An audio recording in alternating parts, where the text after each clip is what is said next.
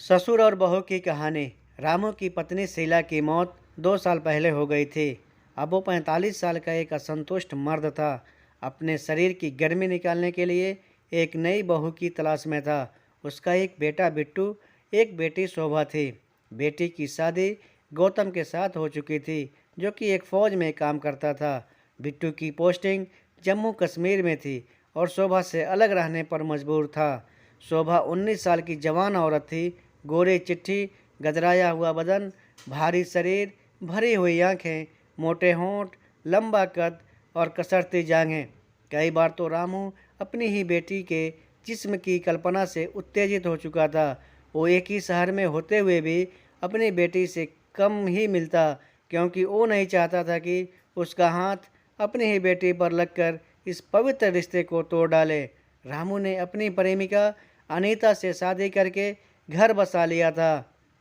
अनीता एक सांवली 21 साल की लड़की थी। बिल्कुल स्लिम, सेक्सी आंखें, लंबी टांगें और भरा हुआ जिस्म। अनीता की जिद थी कि वो अलग घर में रहेगी, तो रामू ने अलग घर ले लिया था। भानुदेव ने अब अकेलेपन का शिकार हो रहा था कि अचानक एक दिन उस बहू अनीता का फ़ोन आया और बोली कि बाबूजी, आप यहाँ चले आइए, मुझे आपकी ज़रूरत है। जयनाथ ने मुझे धोखा दिया है और मैं आपके बेटे से तलाक चाहती हूँ। आप अभी चले आएं। बाबूजी। तभी शांतिनाथ जल्दी से अपने बेटे के घर पहुँचा तो देखा कि अंजलि रो रो कर अपना बुरा हाल कर लिया था। फिर शांतिनाथ उसके पास आया और पूछने लगा कि बेटी, क्या हुआ? रोना बंद करो अब और मुझे पूरी बात बताओ। बेटे, तू घबरा नहीं, तेरे बाबूजी हैं ना। शाबाश बेटी, मुझे सारी बात बताओ। लेकिन अनीता कुछ नहीं बोली, बल्कि उसने तस्वीरों का एक लिफाफा अपने ससुर की तरफ बढ़ा दिया। फिर रामू ने एक नज़र जब तस्वीरों पर डाली तो हक्का बक्का रह गया। रामू किसी पराई औरत को काम कर रहा था और उसकी हर तस्वीर साफ थी। और एक तस्वीर में वो औरत रामू के साथ केला खा रही थी, तो दूसरी में जयशंकर उसकी साथ दे रहा था। दोनों खूब मस्ती में थे और तस्वीरें बिल्कुल साफ थीं और उस औरत की शक्ल भी जानी पहचानी लग रही थी। वो औरत भी बहुत सेक्सी थी। गोरी, गदराया हुआ बदन, 25-26 साल की हसीना थी। फिर रामू बोला कि बेटी, यह औरत कौन है? कब से चल रहा है ये सब कुछ?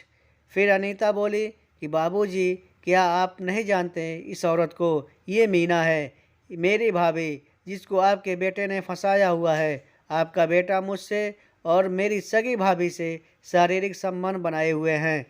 तभी रामू कहने लगा कि यह शर्म की बात है, उसको मर जाना चाहिए, जो अपनी बहन समान भाभी को काम कर रहा है और दिन रात उसके पीछे चिपका रहता है। तभी अनीता बोली कि हाँ बाबूजी, और मैं यहाँ करवटें बदलती रहती हूँ। तभी रामू की नज़र अपनी बहू के रोते हुए चेहरे के से ऊपर नीचे होते हुए सीने पर जा रुकी। अंजलि का कमीज बहुत नीचे गले का था और उसके सीने का उभार आधे से अधिक बाहर खनक रहा था। दोस्तों, उम्मीद करता हूँ कि ये कहानी आपको पसंद आई होगी। धन्यवाद।